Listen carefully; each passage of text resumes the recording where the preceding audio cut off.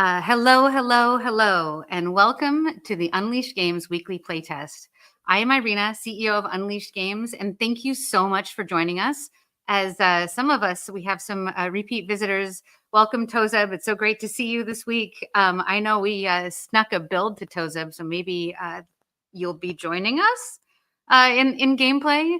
But we are here to playtest our game Haven, which we have built as a prototype of the game that we are aiming to make. This is a very early stage build, a little bit beyond an alpha build. And to give you a kind of a sense of where we are, a lot of the art that we have in our game is stand-in. A lot of the characters that we have in our game are stand-in.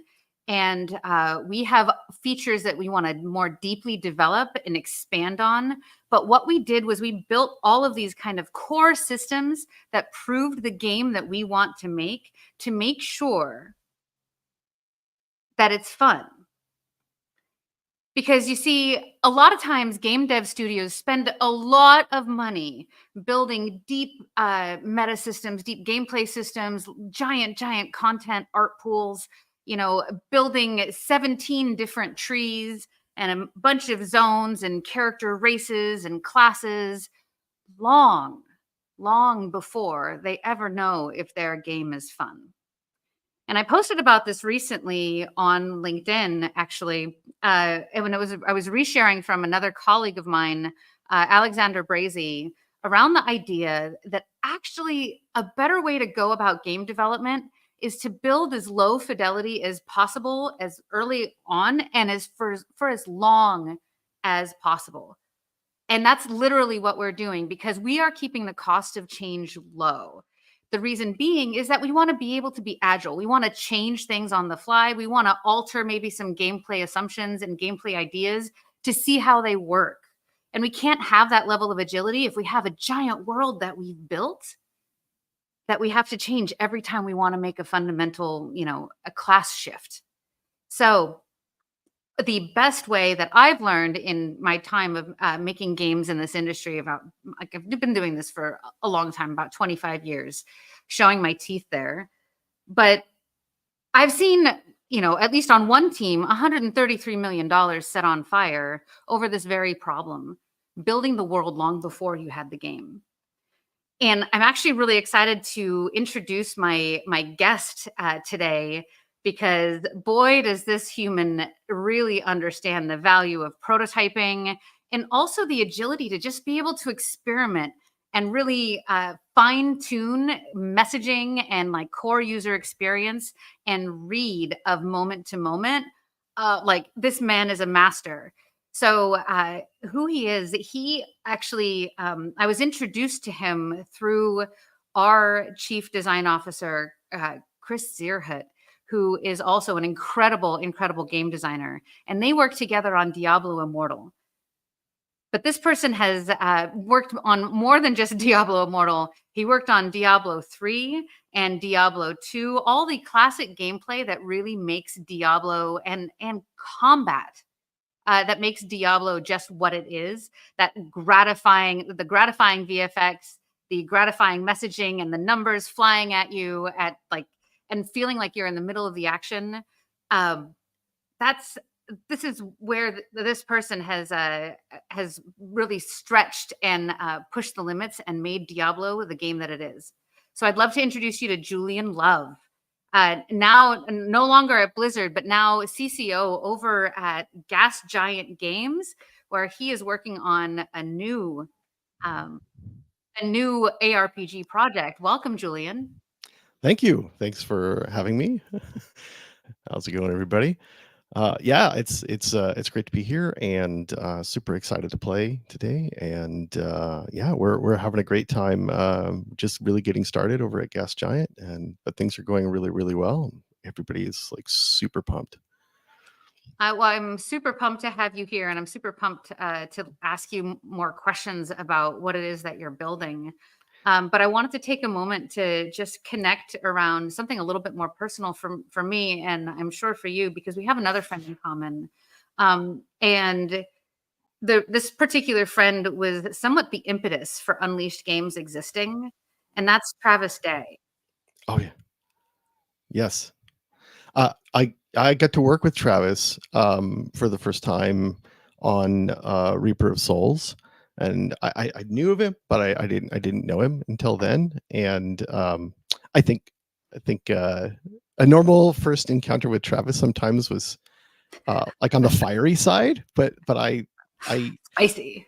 but that for me, that's like here's a person who wants to advocate, for something, and I like that, and the conversation was super smart. So but then later on, I had the best time with Travis because he was my design partner on the Rise of the Necromancer pack, which was one of my most favored experiences in developing at Blizzard, because we were left alone. No, everybody was so worried about and focused on D4 that they just they let us do whatever. And so man, that was just such a great time, and it meant I get to work with him every day. Um and he was just so smart and had such effervescence about him. I it, my private little story about him, just it's not a story so much as a tool that I developed for myself, which was a skill was ready for the necromancer when Travis Day giggled. If he giggled while he was playing, I was like, "That's it. It's done. Move on." Yeah, yeah. That became the litmus test. As soon as we got to that point, then it's time to move on. People might complain about stuff, but no, we're there. He's having a good I time. wish that could have been like on a Team 3 KPI list. Like a key performance indicator is that Travis giggles at least 5 times when playtesting. Yeah. If he cackled, then oh man, now you're really there. It's all over. Yeah. Well, that actually makes a lot of sense because the Necromancer is my kid's favorite class, and like my 7-year-old, I just admitted on stream that I let my 7-year-old play D3, but he loves ordering around his skeletons like puppies, and he calls them his babies. That's funny. So yeah, Travis holds a very special place in our hearts because what we're building at Unleashed is entirely motivated for wanting to do something, like, I don't know, make some sort of difference in making games that can help improve the mental health of gamers, because games can reach so many people. And like, where are the games that really help us be more resilient rather than making us be less resilient? And and that was something that Travis and I were working on our own, and talking about making a game like we're making with Unleashed. And I feel like we're kind of carrying on some of his spirit in the work that we're doing, and hopefully maybe helping other people. That's awesome, and it does. Everything's true with me. We used to have, even post Reaper Souls, when he moved on to other projects and things, like we always stayed in touch, and this was always a topic on his mind. And so yeah, that's actually awesome to find out that there's that through line with you guys. That's crazy. Yeah, we kind of formed Unleashed at his memorial. Wow, that's insane. But it makes perfect sense at the same time. It's awesome. So, you started up this startup, and there's also a little spicy story, because technically Julian and I are rivals over a shared interest, which is Chris Zierhut. And Chris Zierhut is going to be joining Gas Giant. But then we met up and reconnected over Travis's memorial, and we had this grand mission, and it just pulled Chris away. But I know y'all are doing something crazy cool at Gas Giant. Can you tell us anything? Please, Yeah. please. So I mean, look, let's just get to the straight stuff. We're making an ARPG. I don't think that should be a big surprise. Having worked on ARPGs for over 22 years now. So yeah. We feel like we have a very deep knowledge especially between myself and Jay Wilson, having been the game director of Diablo 3 and having worked together for so long. And so we just saw like an opportunity, which was sort of born out of what has just been a big shift lately in large companies sort of moving the ARPG format to what, in our opinion, is more of an MMO, actiony MMO narrative oriented game rather than a gameplay oriented game. And which we think leaves a huge door open for a company like ours to step in and fulfill that role in the ARPG world, something that is supremely gameplay oriented, but at the same time very accessible, and not perhaps overly mathy. Like math is not a bad thing, but there can be too much of it. But we also wanted to we wanted to innovate. That was the biggest thing, is we felt like there was a lot of room to really shake up ARPG at a primary, like a really, really base level. And for me, if you don't change something in the moment to moment, then you haven't really done that. And so we went looking for what's the thing that really shakes this up and allows us to make something that feels new. My personal view of it is that almost every other ARPG is just Diablo 2 again. D3 was really just Diablo 2, And so I can't give her up. And everybody kind of complains in the ARPG world when they get the new ARPG by like comparing it to that. And I just feel like what's missing there is that they want the feeling that they had with whatever your first ARPG was, you want that feeling again. And nobody can give you that by making the same game again. Like that's not possible for you to have that. So we have to make something that has enough newness in it to really move the needle in that regard. And so we have some new systems in approaches to ARPG. We start with really crazy, insane, great feeling combat. If you've played Diablo 3 and you liked that combat, then you can expect at least that, if honestly not more.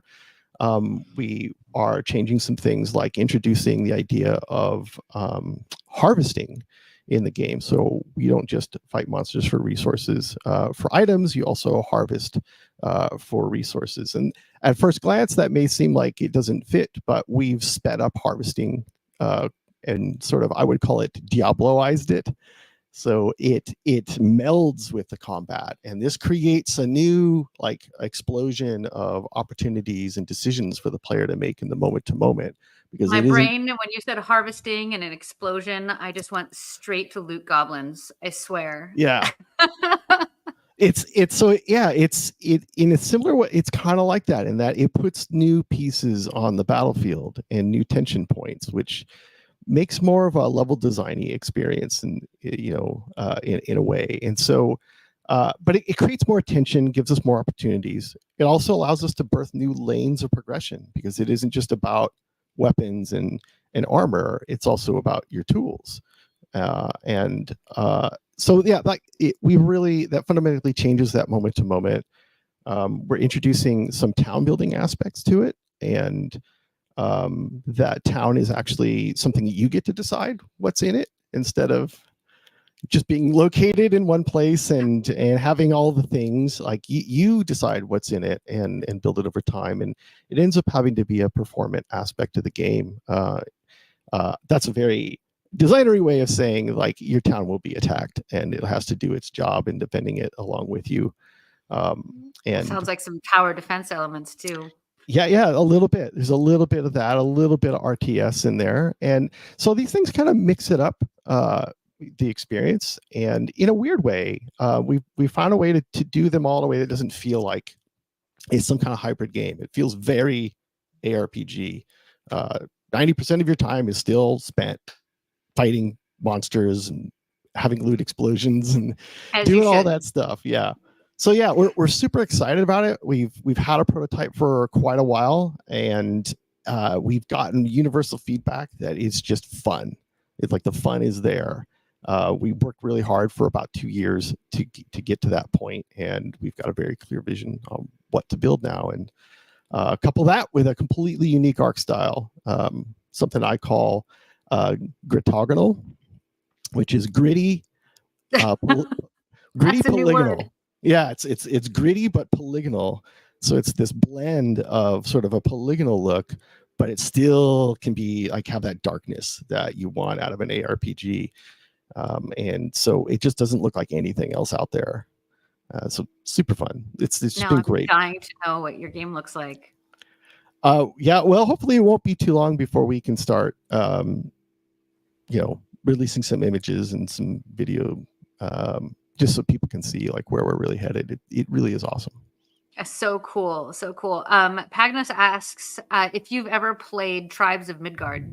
I have, actually. That was one of the I would think the link points for me actually was playing that game, because it sort of advertised itself as a survival ARPG. I think was sort of their marketing on that, and so I was super interested, and I played it right away. I don't technically think it's an ARPG. I think it's a roguelike. It's a very good game, but it didn't scratch my ARPG itch, because it's sort of a death loop game, and even though the combat is isometric, it didn't quite ring the ARPG bell, in my opinion. But I looked at that and I said, well, wait a minute, this is actually a good start down that road. It's a good game, and it's accomplished something that wasn't clear to me could work, which was I thought the harvesting did work in that game pretty well in that format, and that made me rethink, like, okay, how could this work in a game that's structured more like an ARPG and is built around a more that traditional format, and that's, I think it wasn't even days after that I started prototyping furiously. Yeah, like let's chop down a tree and see what can happen with that. Oh my goodness. We had, those were actually my first instincts with Haven as well. When we were building our prototype initially, was I asked to make combat viable on harvesting nodes too. Mm-hmm. This idea that, like, why can't we use our spells on trees? Yeah. Or chopping things down, and we have to treat it like it's combat and burn down the health bar. So then you get like collaborative combat driven harvesting in from an MMO view. I thought that was really interesting. But it ended up being that, like, when you tab target around with your MMO style targeting or the WoW style targeting that we have, you'd be capturing, all the harvesting nodes as well as the NPCs. So you couldn't focus on the NPCs, and they needed to have like higher priority. Right. And we could still get that sense of multiple people harvesting without it. But like, I still love that idea of making it more engaging and more part of the core gameplay. Like, combat is not just for killing things. Combat is like processing. Yeah, so we did a couple of things to try. Like, I don't think we have quite the same targeting issues, because in ARPGs it's sort of like murder everything, exactly. But what we did do is we did make a core decision around this, which was your spells and your weapons and armor won't almost ever do anything for harvesting, so that we could open up the tools lane as items. And then what we did is we decided, well, look, if they're items in a game like this, they should go nuts. They should be freaking crazy. They should do insane things. So the very first thing I prototyped down along those lines was that trees hurt everything.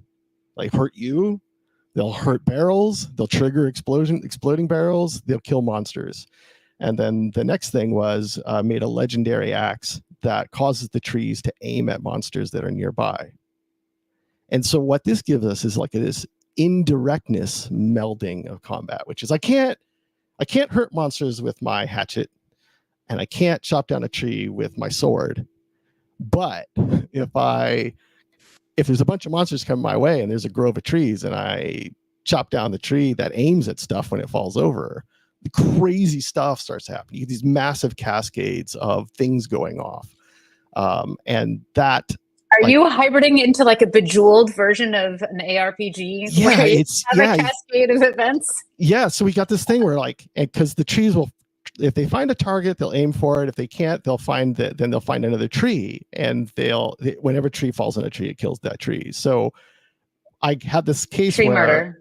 I got Tree on hit tree one. crime. Yeah, tree fell on a barrel, exploding barrel, then exploded, knocked down all those trees, which you got the credit for. And then they knocked each other down, and then went after a bunch of monsters at the end of the chain. It was just this insane like avalanche of damage.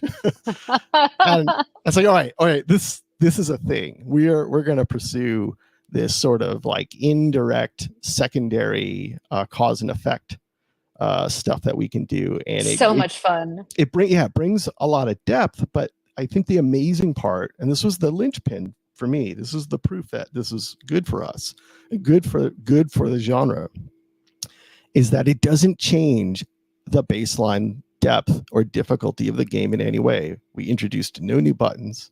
There are no new controls. It is as easy to play as any other RPG, yet there's this incredible amount of combat depth that starts to show up in the game. And that is a trick. There's lots of games out there that are making deeper combat in ARPGs, but they all raise that difficulty bar, which for us, it was a showstopper.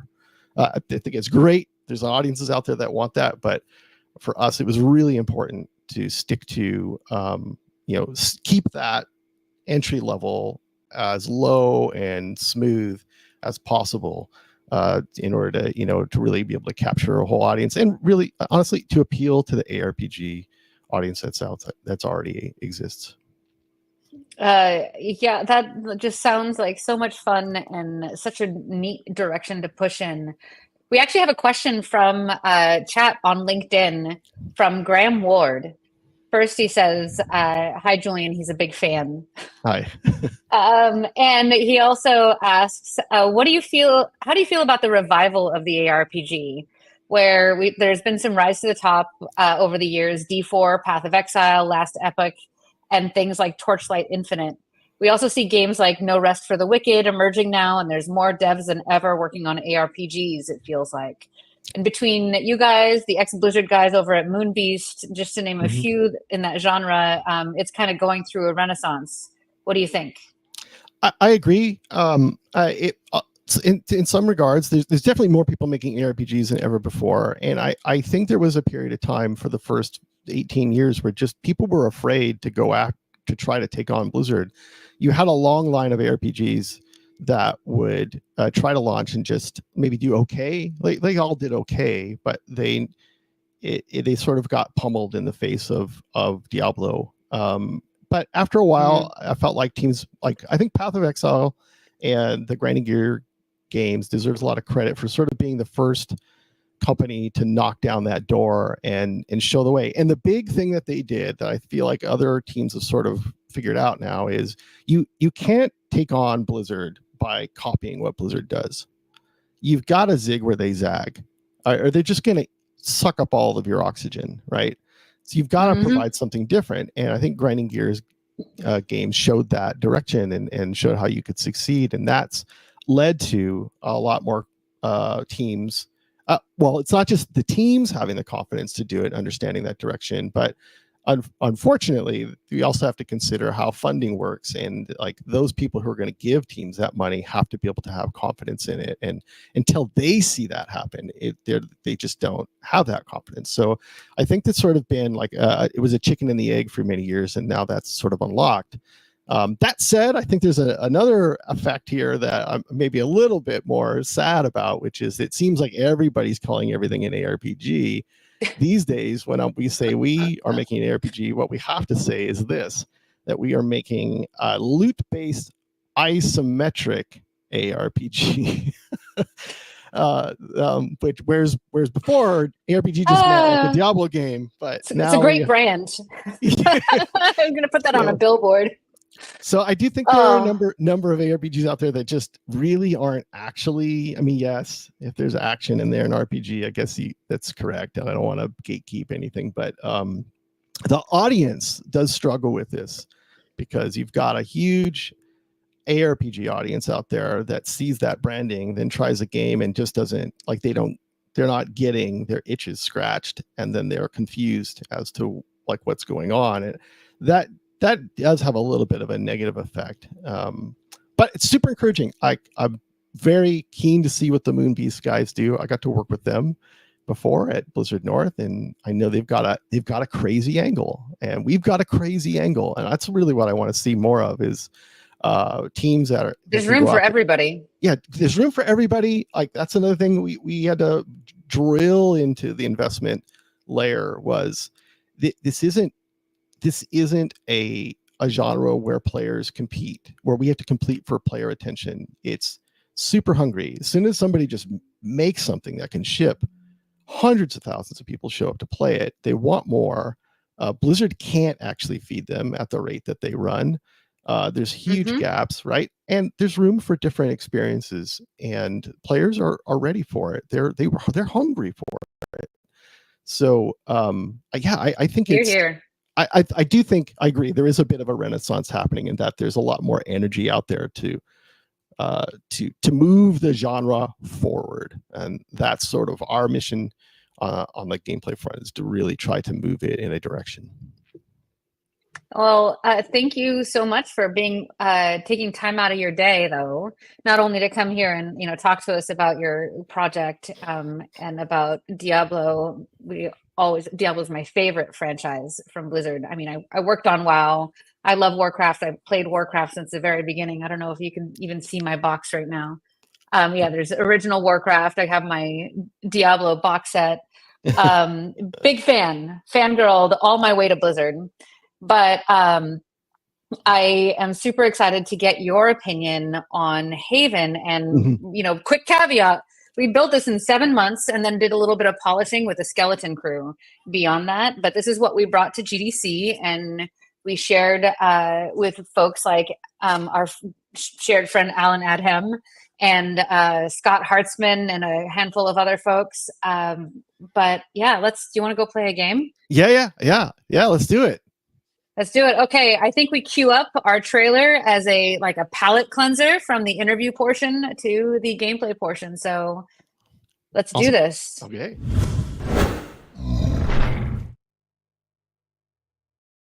The world we once knew has been lost to shadow. Was it thunder and fire and brimstone? Drowned in flood and rain? Was it tragic decadence, a great fall, unspeakable corruption? Or did the awakening of magic destroy our world? No one knows for certain. Reach through the shadowy mists. Find a fragment of land infested with shadowy corruption, yet lit enough to find your way.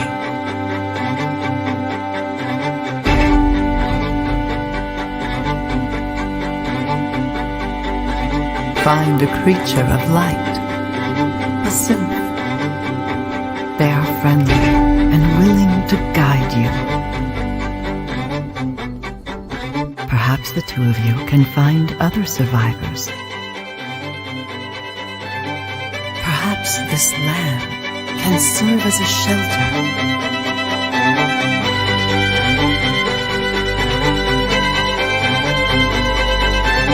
Perhaps together you can build a sort of haven.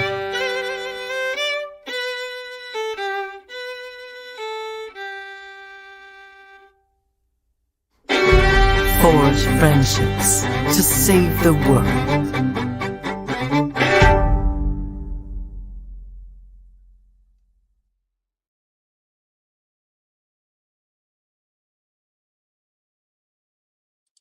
It is on like Donkey Kong.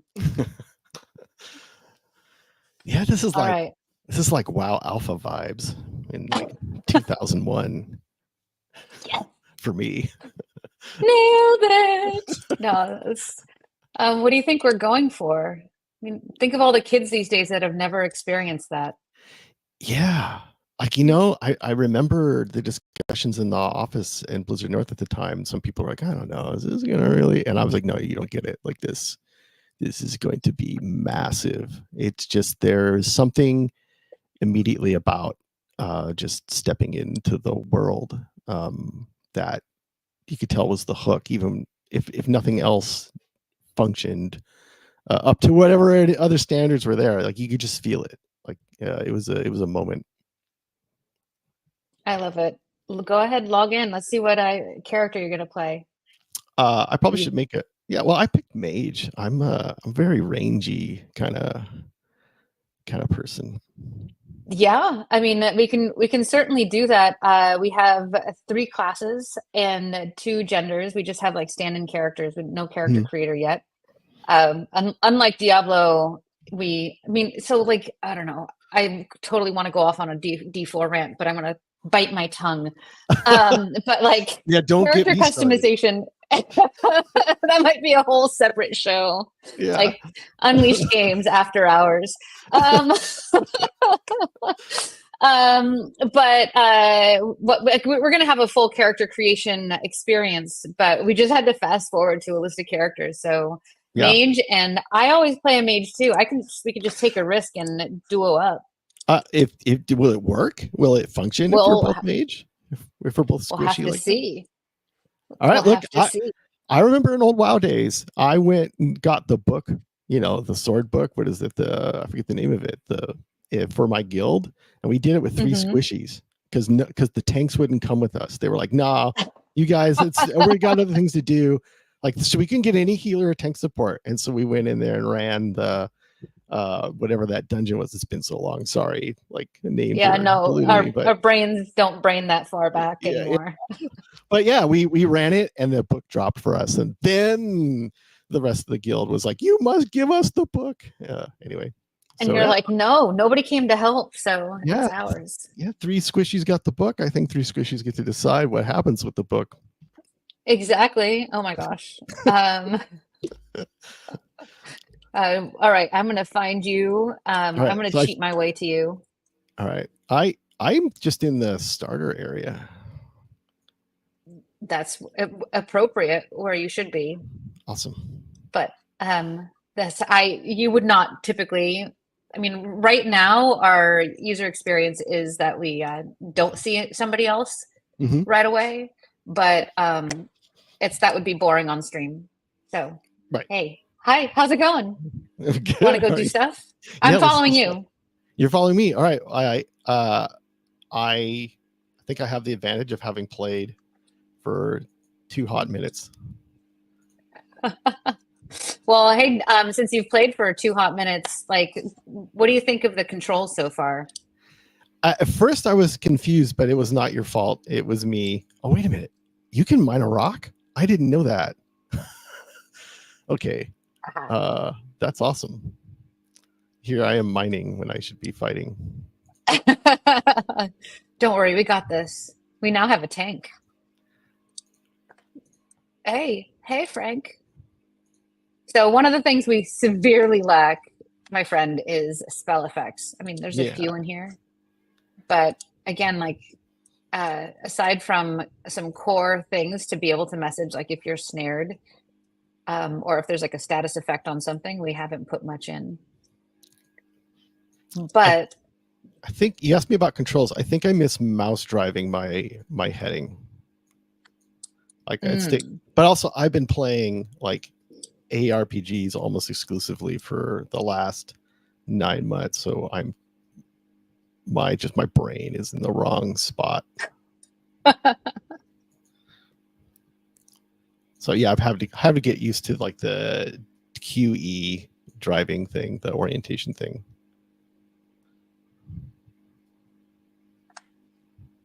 You should be able to harvest some stuff. Yeah, that's working. It's funny, you made some similar decisions that we did. We obviously looked at a lot of survival games, and they all make you swap tools, and we were like, "What? Why?" You know what I'm doing, right? Like, why do you make the player do that?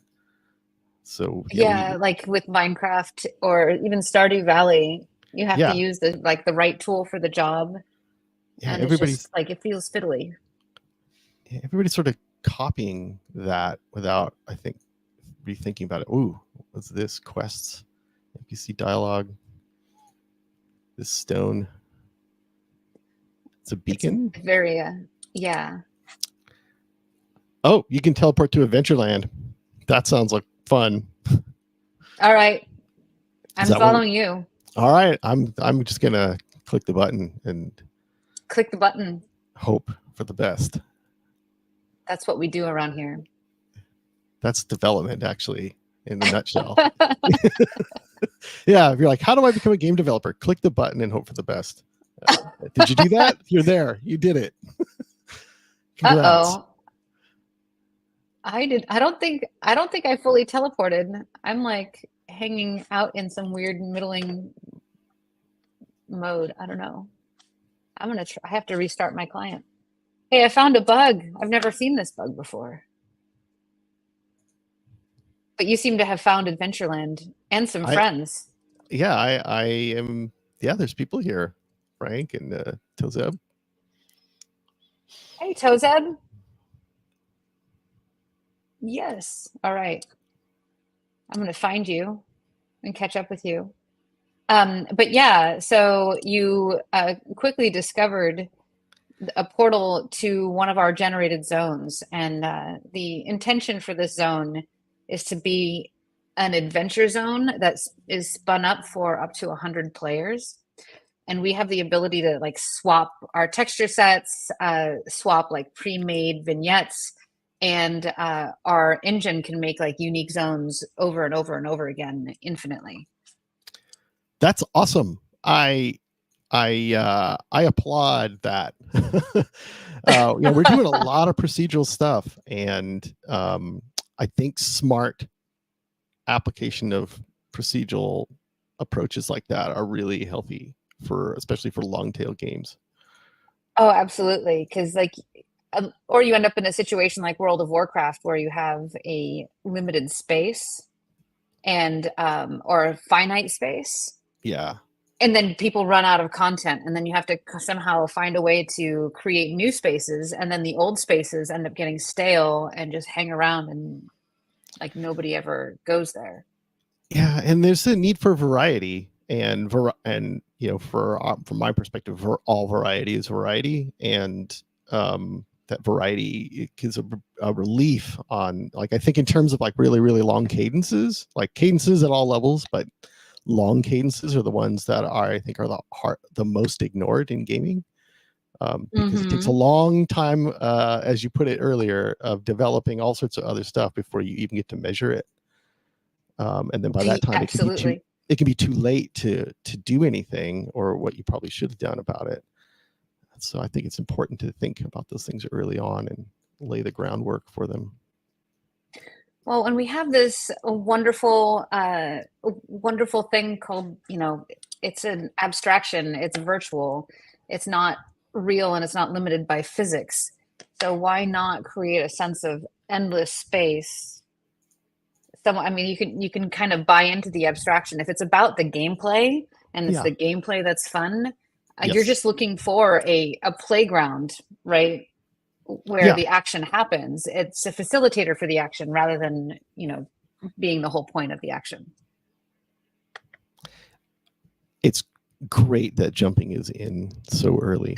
that was an early requirement. Jumping and waving.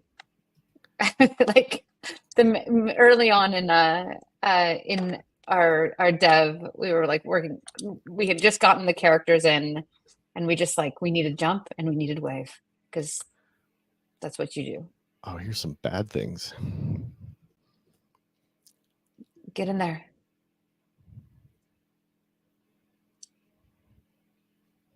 Awesome. Well, there's some spell effects. Well, there's a couple. When we had combat against trees, there was a really funny bug with a fire spell that you could set something on fire, but then the VFX would never be removed from the object, even when it was a corpse.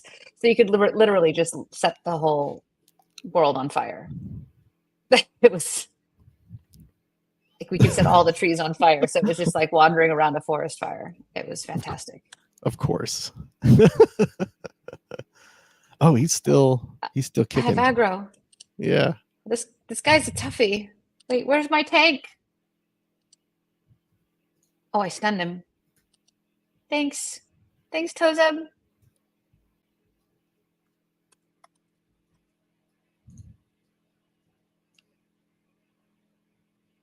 We need we need sound effects though. Sound effects. Yeah, so that's a cool thing I'm getting to do for the first time is audio. So super scary and fun at the same time. Is it hard attaching sounds to objects? No, it's the sound design part of it that is I think more of the depth, like knowing where to get those things and how to make them, and like now that we're in like full production, I've sort of converted a room in my house to be like some sound studio stuff in it, like good microphones. So I've kind of gone a little bit all out on it, but that's fun. There are some ways to get there fast, which I think just getting a hold of a good sound library is probably the easy start. That doesn't require like a huge amount of knowledge. We get you very far very quickly. I don't think this is going to be a problem at all of these creatures. No. Please don't run. Please don't run. Oh, and he fell under the earth. Wait, what? New bug. All right. What does Mirage do? Oh, our healer's being eaten. Oh, we're supposed to help. We're supposed to be doing cooperative things. Working together. Yeah. it's turned into a death ball. Die, puppy. Oh, savage. I want to be able to make the puppies my friends. Yeah, how do you feel about that? I remember feeling a little twinge of like, I don't know about this killing wolves in WoW, and then when I had my wife play, I was like, oh, you know, there's the wolf, it's coming after you. You're gonna have to like hit it. And she's like, no, I'm not gonna do that.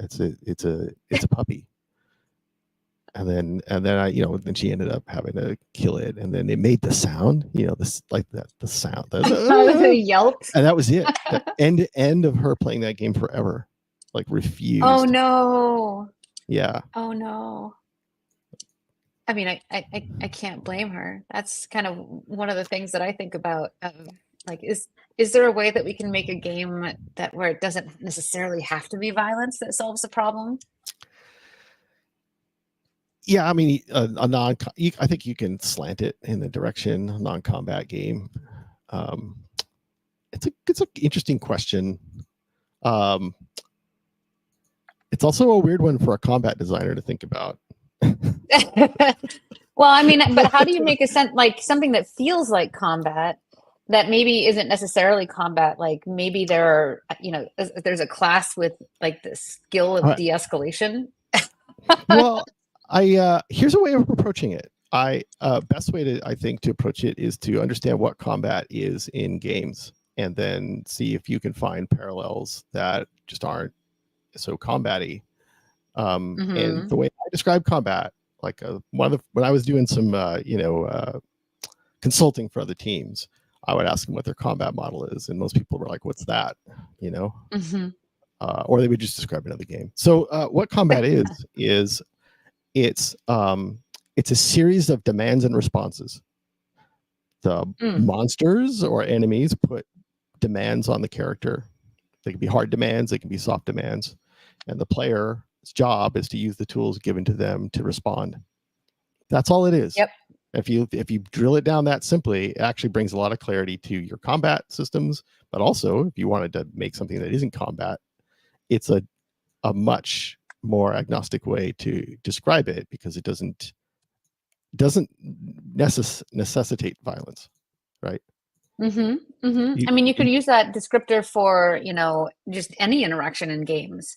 Yeah. Right. And it's just like a level of depth of interaction is really determined, like in how much time it takes to get through the sequence. that Yeah. creates that variance. Like, you know, your initial interaction of looting or harvesting a node is Yeah. almost like combat with that object, but it's just one step. Correct. And if that object is capable of putting demands on you, different kinds, then then you've got something akin to like a moment to moment. There are all sorts of demands and responses. Like I think about items as a kind of long sort of diffused demand. Like there's like, hey, you need resistances or more health. Well, that's a demand. If you're dying over and over because you don't have it in any game, then you pursue that solution, and then that's your response. Those are the tools that you're given, right? So you can kind of look at it that way, and it does. I think it unlocks a lot of clarity around that. And also opens up the brain to the design space that combat presents, right? And this is what I think a model actually is. Now, once you accept my thesis for what combat is, then the question of what your model is really easy to understand. So I like to just describe for people what the combat model is of ARPGs, because they're usually surprised because they've spent 20,000 hours playing them. And then I tell them what they've been doing for 20,000 hours, and it's always less than they thought. So it goes like this. What is the Yeah, you can only do 4 things. You've only done 4 things ever in an ARPG over and over, but ending combinations. So the first one is movement. Monsters put movement demands on you, like the ground's burning here. Don't stand there. That's a movement demand. Or you're a melee character and the monster is running away from you. That's a movement demand. Then there is a target prioritization is another one, which is kill that guy and not the other guy. So speaking from ARPG perspective, D2, the fallen shaman that summon guys over and over. If you don't kill them first, you'll never fix it, right? You'll be fighting forever. It's a target prioritization demand. And then there's a skill prioritization demand is the third one, which is use this skill and not that one. WoW has a lot of position and target and skill priority, and of course there's target priority, right? Like we're gonna put that guy to sleep. Don't hit that dude, and instead attack the other one. Focus fire here. That's all target prioritization. And then for ARPGs, the fourth one is healing, which is I'm not trying to hurt anybody. I just got to do stuff for myself. I'm gonna hit that button that says self-care. We call it healthcare. Right. That's it. That is it. There is nothing else that you do. Actually, everything else is just a combination of those things. And in that particular kind of game, it's an ensemble of monsters that each perform usually one demand that work together and are being constantly shuffled to put a variety of demands on you over time. That's it. Everything you need to know. Really interesting. So yeah, I try to look at games through that lens because it's so simple and easy to follow, and it also helps me not have to prototype things that won't work because the model is clear. Because I can say, well, is that a demand? And what kind of demand is that? And what does the player do about it? So if you ever have a demand that the player has no response to, then that's bad, right? Because the point is them making decisions, and making decisions is engagement. And so yes, you want to have the player have as many opportunities to make interesting decisions. Right. And that's what you're trying to do all the time. And when you stop doing that, you lose people. So I see this all the time in games where they're like, a monster does a thing and I don't know what it does. And I just kept hitting them the way I kept doing what I was doing, which is what the player does when they don't know what to make of it. Like there's a red circle on the ground. I should know what to do about it. But then I stay in the red circle and I didn't die or take any damage. Well, then I've learned, don't do anything about that. It ceases to function as a demand. And it's like, well, then that's no good. Like that's not what we want. No. So yeah, I work a little drifted off topic, but I think your question is a good one, and that's the way I would approach trying to solve it. Is look for a different context of demands and responses. I love that because it's that swapping of demand, and I see it from another perspective of that combat somewhat for a player experience is resource management. Yeah. And I got this concept from, playing Magic the Gathering, and, in card game engines, or those kind of gameplay engines, as they call them, which is very confusing relative to what we call an engine in video games. But, most card games are a variation on different resource management. Yeah. And each card battle is just a measured scaling of the pool of resources and the decision trees that you can make.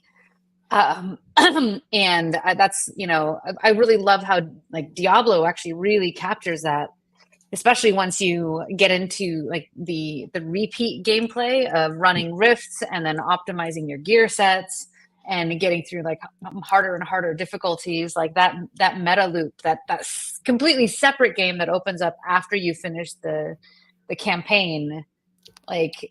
So much fun.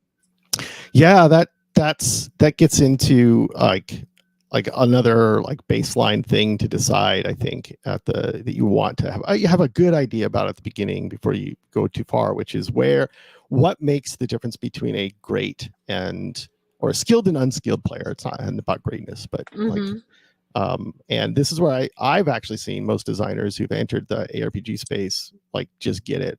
They just get this wrong because they're coming sort of at it from a core perspective. Maybe they loved fighting games or whatever, but the skill of ARPGs is the meta. It's not in the button pressing, actually. Not that there isn't any. It's just it's kind of it's maybe 10-20% of your success. And so a good way to think about it is no level 10 player who doesn't have infinite town portals is going to beat Diablo and Diablo 2, no matter how great they click, right? And so, but a great person with an amazing setup hardly has to pay attention to anything that's going on in the game, and then Diablo sort of insta dies, and so that's kind of the indicator of where the skill is, and then that also helps you understand where to focus. Yes, for sure. Oh, that is the sound of the bullhorn. That means we have about 5 minutes left. We haven't gotten a chance to we have a whole crafting part of our gameplay and our village building gameplay. But right now we have a glowy thing that we can click on, and it takes us to a boss layer. So we can either go build stuff, or we can okay, you're gone. You're already you said at the boss, and I'm there. You're let's go. I'm following you, friend. Let's do this. Yeah, you can tell where my brain's at. Although I'm super keen on the other stuff. Legit. Well, we can keep playing afterwards. I mean, we don't have to stop playing after the stream is over. But we built this game in 3 parts. 1, our village building UGC area. 2, our generated adventure zone. And 3, this is one of our crafted boss encounters. So every one of our adventure zones is going to have a boss encounter that players have to work together to kind of solve and defeat them. And there's going to be, a variety of things that they have to accomplish, including finding ways to weaken the boss or complete other quests. And it looks like Frank is just dive bombing in there. So incoming. It's up to us because we are really the firepower, but we have to maintain and manage our aggro too. Oh yeah, that's right. You can't just. We have MMO style aggro systems. And we can pull it off of the tank. He's got the ability to taunt to kind of keep the focus on him, but also the creatures can flee and create ads. So we got to be careful because there's a lot of ads in our periphery. Oh man, I want sound effects so bad. Yeah, I can put you in some resources. Oh, pretty please. Yeah, point me in a direction. Maybe we can just attach a couple of sounds. Yeah. I can do my own version of sound effects. Pew! You Wow. might be surprised how often that's how I start. Oh, we got stunned. Ow. Burning down his health. Thank you, Tozeb. You're a great healer, but I see you're running out of mana. Uh-oh. Oh yeah, I And haven't even I'm almost paid out of attention mana. yeah, I have none. And he's still what got can I- like a quarter health left. I have a mana potion. no auto attack. Oh yeah, do I have a mana potion? I do. You do have an auto attack. First ability is an auto attack toggle. Oh, I've got my mana back. That is awesome. Yay! See, that was a little That was a demand moment. response action right there. Oh yeah. What's he doing? Oh, he's running away. Get back here, Did giant we, werewolf creature. Did we like He destroy thinks he his can hide in the confidence? swamp. Yeah, he did. Yeah, he's like he's Um, lost all interest. Uh-oh. Oh, maybe not. He's coming back for us. He just went over there and ate a hot dog that he stored earlier. He had the munchies. I actually think that would be really cool as part of the script. Oh, we did it! We did We it! did Yay! it! Woohoo! Awesome. I gotta jump. Hold on, let me jump on his corpse, as one does. Yay! So you can come and loot him. I'll let you have the honors. Oh, fat loot. This is what I need. Nothing. Oh, wait, there's nothing on him? That's highly disappointing. Or maybe somebody else got him first.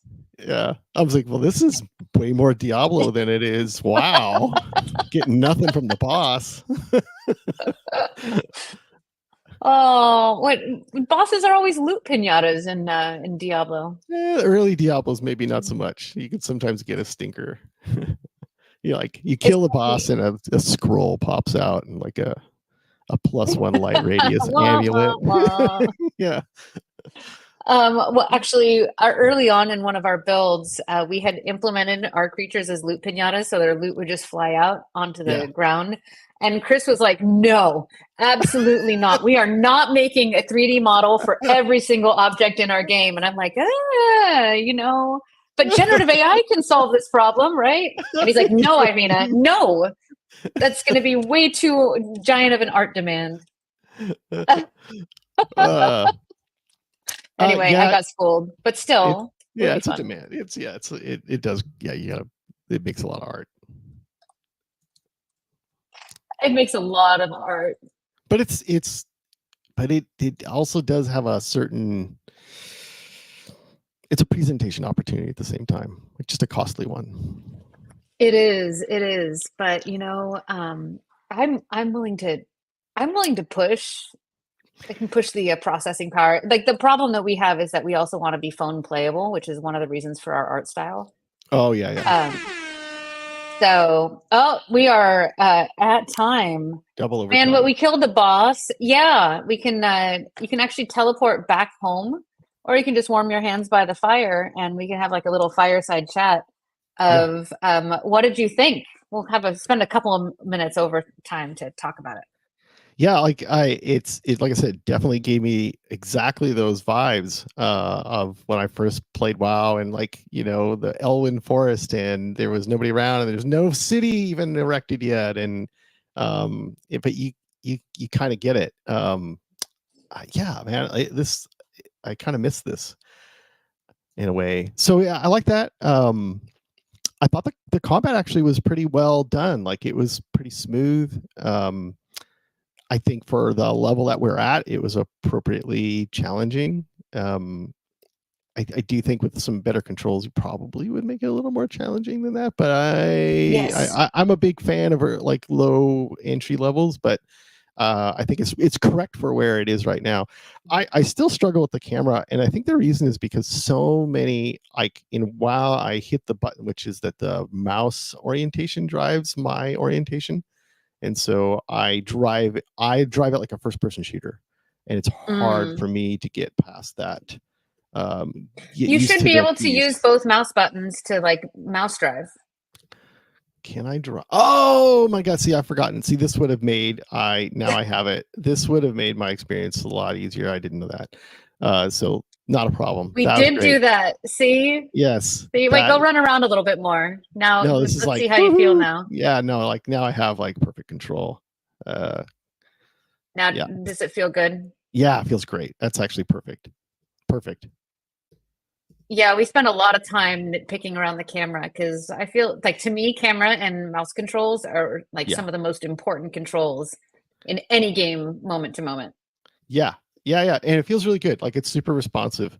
Like this is what I would usually do when I get a prototype. Like you start like doing stuff and try to break it and run around and just see like, yeah. Don't try too hard to break it because it doesn't take much. But you know. Yeah, like what's the like? It looks a little dumb, but like all I'm looking for is response times. Like, do I feel like it's lagging or it feels great? Feels good. And it's fully the like real-time multiplayer. So like I'm seeing exactly all of that movement. And that's like that was one of our biggest early challenges was getting, all of us to see the same thing. It's super impressive, actually. We did not do multiplayer in our own prototype at all, just because like we're just like, well, Yeah. This is really kind of a single player game that people play multiplayer. But also it was just me and Jay. Like we had to do it all. So we cut that. So this is actually, I know how hard this is. This is very, very difficult to make this work. And so that is another just super impressive feat that you just have it working this early is pretty amazing. Like I said, that's combat is really smooth. Yeah, I'm a combat guy, and so I see all of the visual stuff that I know is like not like firing. And so probably the standout one for me isn't even an effect thing. It's highlight. Yes. Highlight. Yeah. Yeah, no, that's actually something that is we played with early on a little bit, but it's like in WoW, something that we're missing is like mouse cursor swapping to tell us how we can interact, because that helps indicate a change from like we have one target to the next. Yeah. And also that like shader alpha difference between what you have highlighted versus what is interactable but you don't have highlighted. Right. That's a big thing. Yeah. So there's like just the feedback of like this is like quote unquote selected or targeting highlight would be like the huge like first thing to just give feedback on things, because you can look in a prototype like this, there's a lot of effects you can slap onto it that make it better, but there's a lot of effects you could slap on it that make it worse. So I just key in on the things I always think about from the design forward. What does the player need to know is my magic phrase. This is what I proselytize in all VFX artists. Ask that question. I'd love to hear that. I so love to hear that. Like I walk onto most dev teams and I talk about messaging, and people are like, "What are you talking about?" I'm like, "What are you telling the player about what their state is in that moment, and how timely are you with it, so that they can make a decision to be able to appropriately respond? And what are all the messages that you're sending at the player at once, whether something's hitting it or they're looting an item? Like the player just needs to know what's going on every single moment." Yeah. So that's the framework. Like, what does the player need to know starts to lock in on the gamut of possibilities and how you can even say it. And that's how I think of VFX for combat. Is it's a language. It's not first, and artistry comes second. It's way more important that the player get the message and get the information that they need to do the thing and make a good decision than how good it looks. Like, doesn't mean it has to look bad. It just means that the one thing comes first.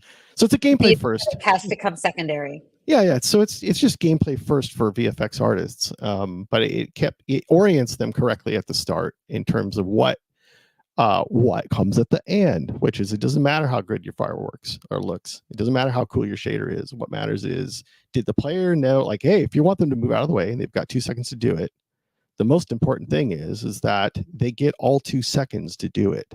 That if you make the fire slowly build up, you're robbing them of read time and reaction time. Don't do that. Like, I know, does it look uglier? Oh, to remember when start? the text used to scroll out in WoW during Yeah, beta? Like exactly. before we had that option to turn that off, and that was the first option that everybody turned off on WoW. Right. I mean, yeah, they meant Yeah. well. They really meant well. They did. But Don't make your player wait. You put yourself in the mind of the player who has to respond to these things and think, well, what, like, and if you're gonna lean in a direction, lean in their favor when it comes to communication, even if it, like, I've had a lot of people say, oh, but you made the game too easy. No, difficulty doesn't come from lying to the player unless you're making Dark Souls.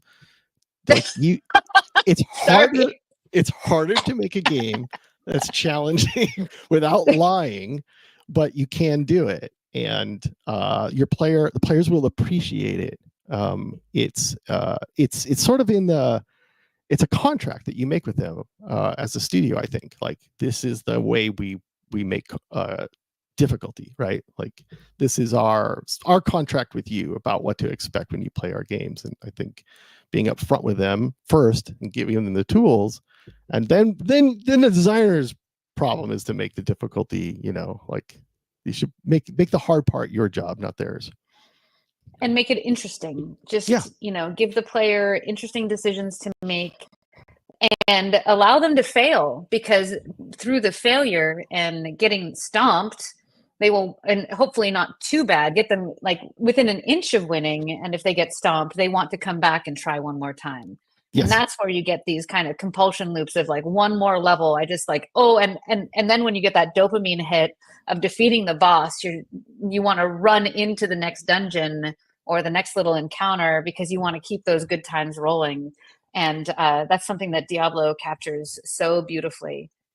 Yeah, I've got 2 rules for dying, which is one, that they never blame you. 2 rules for dying. Yeah, they never blame. They don't blame me. They don't blame the company, right? Like, they don't blame the game. Mm-hmm. They blame themselves. So it should be their fault. Like, that's why I give them all the information. Like, look, I told you everything you needed to know. I mean, do the thing. That's not on me. So you want them to blame themselves, and then they.